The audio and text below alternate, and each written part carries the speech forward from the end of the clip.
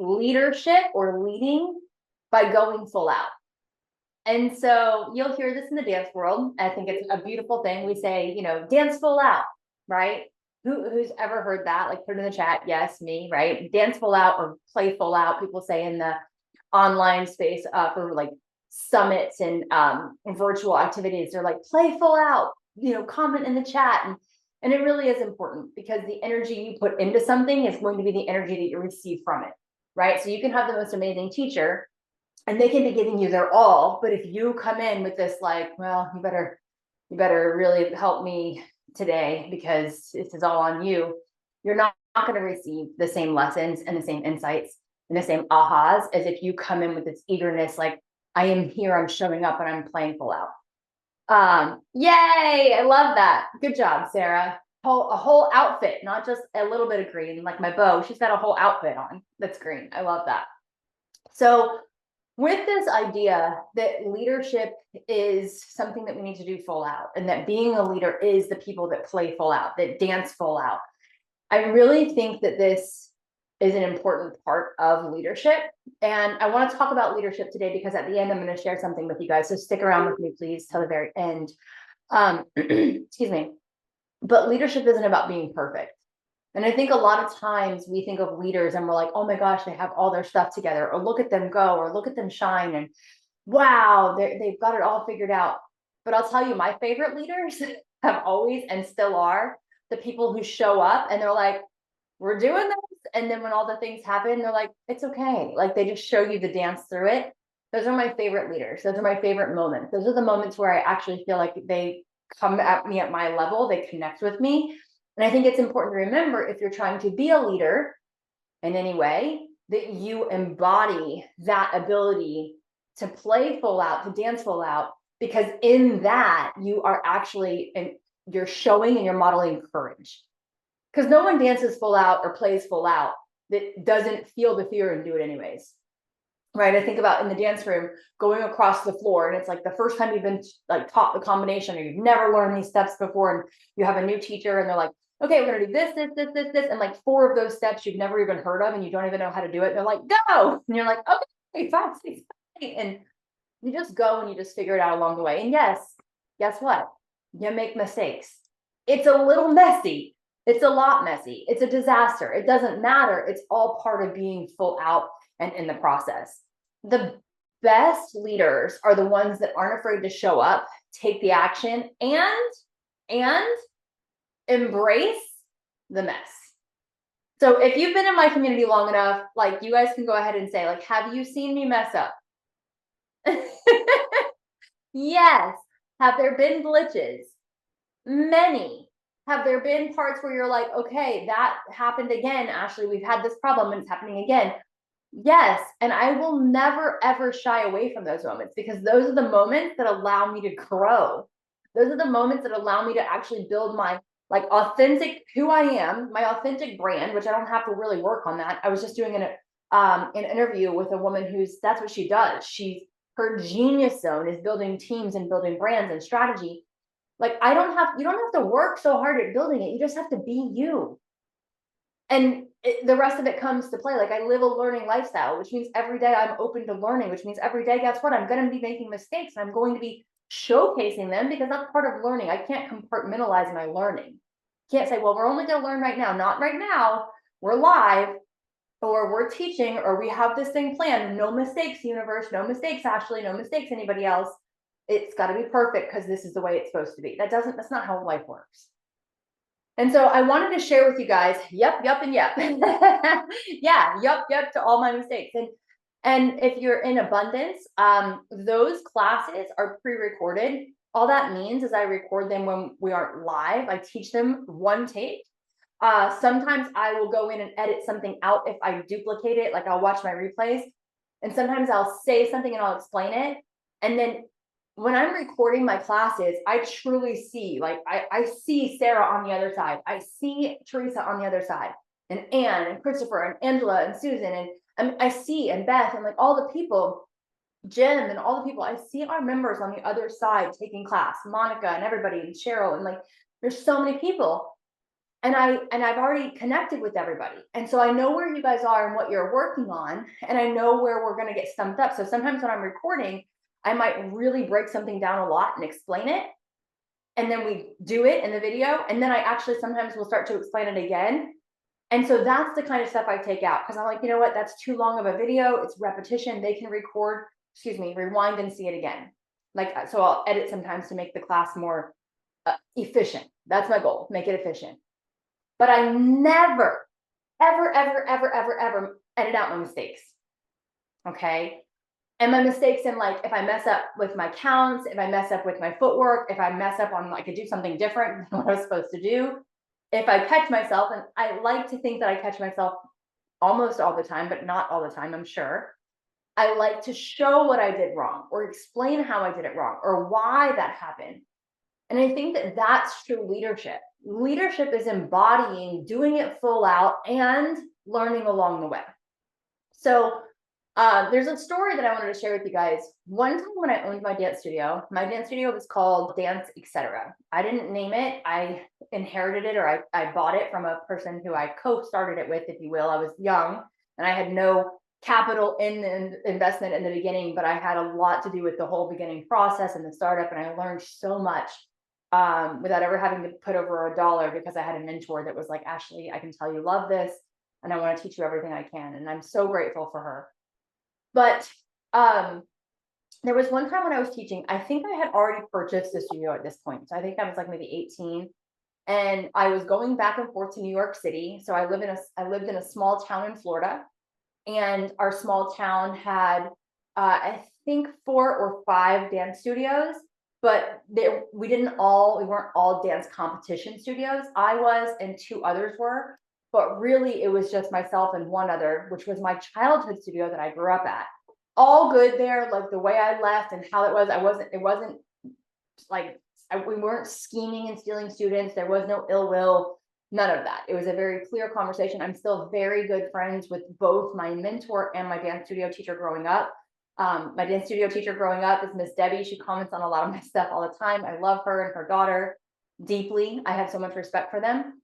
And my mentor, Miss Penny, the studio owner of Dance Etc. I just want to be clear, like, there's nothing weird there and ill.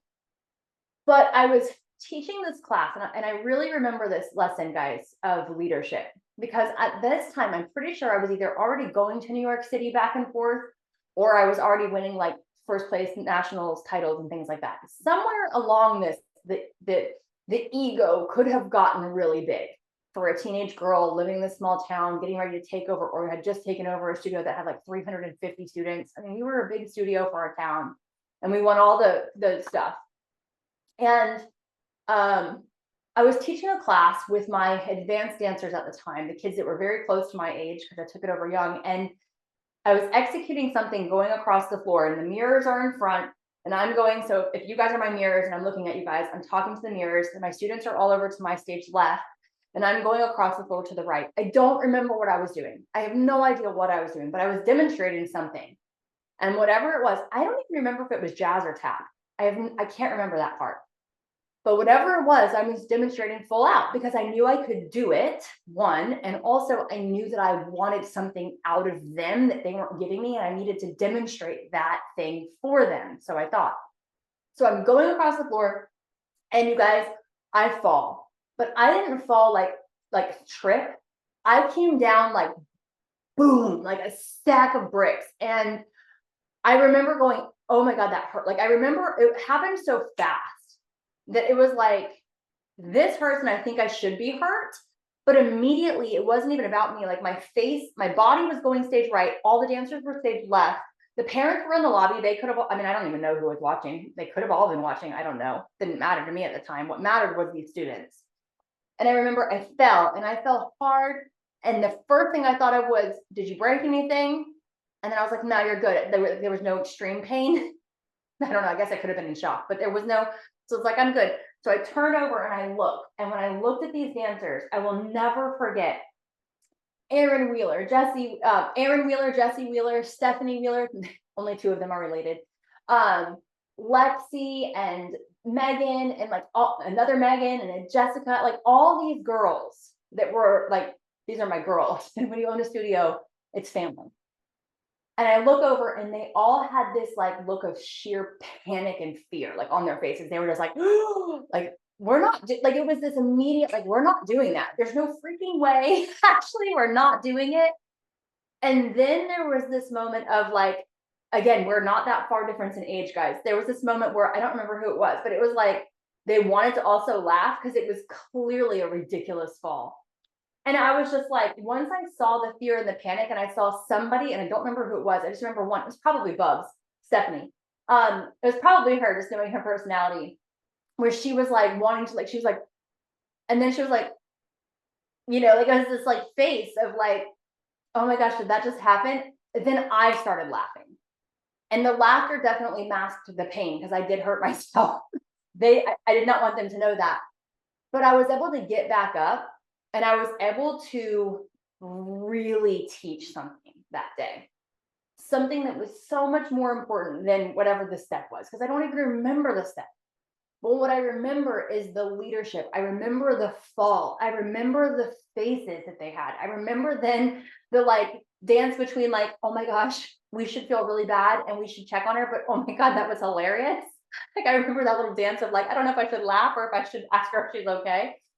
And I remember the opportunity as the teacher in the room to lead, truly lead in that moment. And I want to share this with you guys because I want you to think about a time when maybe you were either presented with an opportunity to lead or you were leading, and maybe you messed up or you feared messing up so bad that you either pulled back from your leadership, like you were like, I don't want to do it, never mind, I can't do it, or you were in it and you messed up and you beat yourself up and you became this shell even afterwards. It was like, I suck, or I beat myself up because like I didn't execute as good as I could have. I didn't show them, I didn't teach the thing. Have you ever experienced that?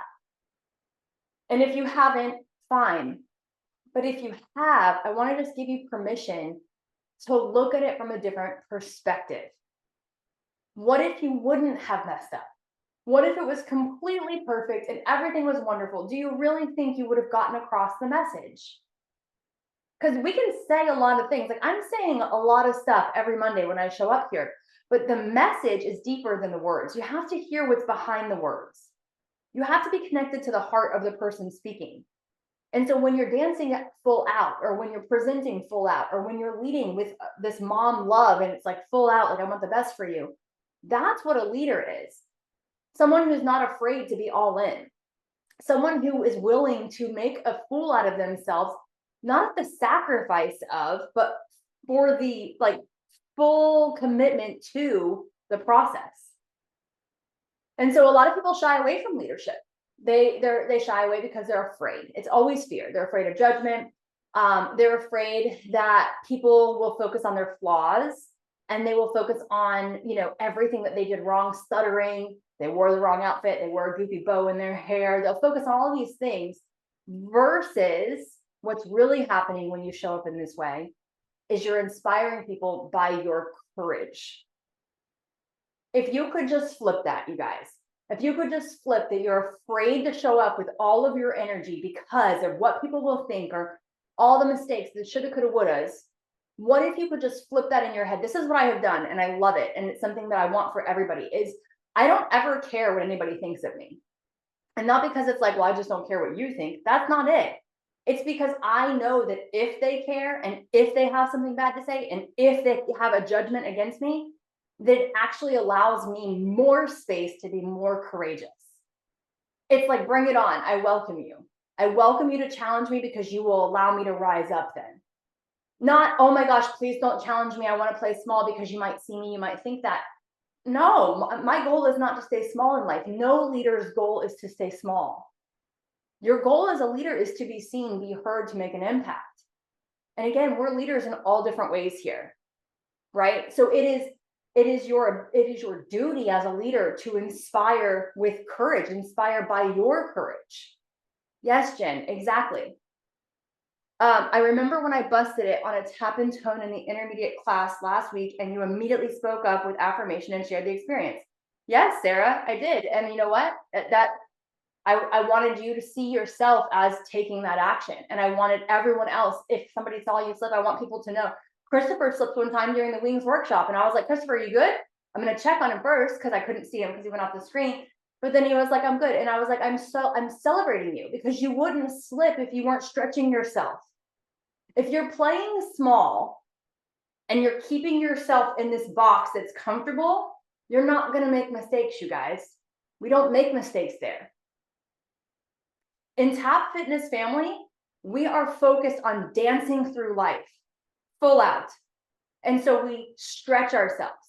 We do the uncomfortable. We commit to something before we're ready. Hello, push-up challenge, right? We modify as we need, but it's always progress over perfection. And we celebrate every part of this. The little tiny stuff is the big stuff.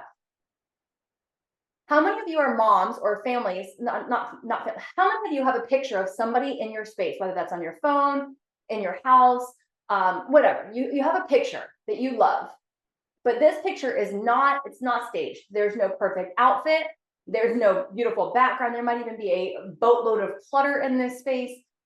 There is like bedhead, and people might even be grouchy in it, but there's one person or one thing that's like, oh, this picture, this thing, it means so much to me. It's not perfect, but it has so much value in its imperfection. We all have that, right? Oh, I can't wait to read what that, I can't read it right yet. I'm going to read that in a second, Aunt Teresa. Welcome, guys. There's like 7 of you here. I'm sorry I haven't been able to say welcome to everybody.